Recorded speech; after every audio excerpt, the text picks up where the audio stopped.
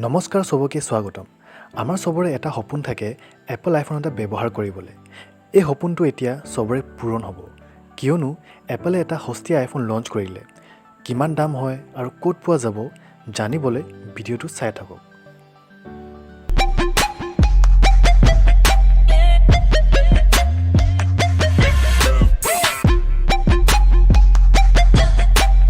এপলে যোৱাকালি আমেৰিকাত iPhone 8ৰ ছাকচেছৰ launch কৰিলে, যাৰ নামটো হ'ল আইফোন SE 2।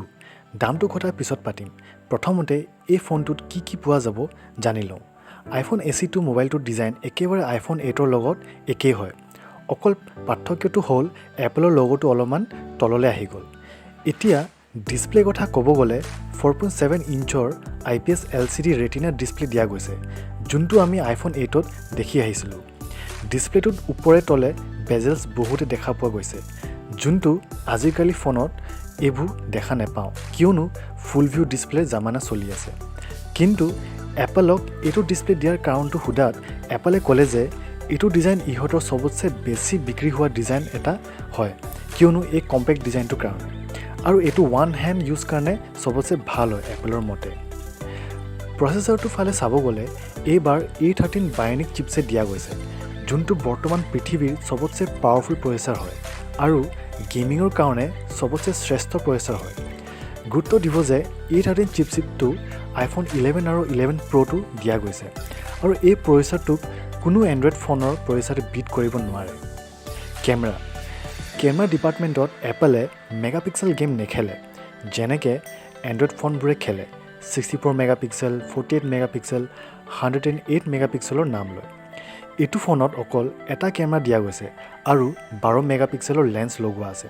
কিন্তু এপলৰ এই 12 মেগাপিক্সেল কেমেৰাটোৱে এণ্ড্ৰইডৰ 108 মেগাপিক্সেল কেমেৰাটোকো পিছ পেলাই দিব পাৰে। ইয়াত 4K 60 FPSত ৰেকৰ্ড OIS নিচিনা ফিচাৰ দিয়া আছে। ফ্ৰণ্ট ছেলফি 7 মেগাপিক্সেলৰ লেন্স হয়, যোনটো এপলৰ প্ৰত্যেকটা ফোনত থাকে বুলি ক'ব পাৰোঁ। আৰু এপলে কৈছে যে এই কেমেৰাটো আইফোন 11 মডেলটোতকৈও বেছি ভাল পাৰফৰ্ম কৰিব, কিয়নো A13 প্ৰচেছৰটোৰ ইমেজ প্ৰচেছিংটো অলপমান আপগ্ৰেড কৰা গৈছে। চাৰ্জিঙত এবাৰ ফাষ্ট চাৰ্জিঙৰ ছাপৰ্ট দিয়া আছে, যোনটো 18 ৱাটছৰ হয়। 3.5mm হেডফোন জেকটো নাই, যোনটো আজিকালি প্ৰত্যেকটা আইফোনত দেখা পোৱা নাযায়। ৱায়াৰলেছ চাৰ্জিঙৰো ছাপৰ্ট দিয়া আছে এই মোবাইলটো। বেটাৰী কেপাচিটি কিমান দিছে সেইটো ৰিভিল কৰা নাই, আৰু এই মডেলটো তিনিটা ভেৰিয়েণ্টত এভেইলেবল হ'ব: 64GB, 128GB আৰু 256GB।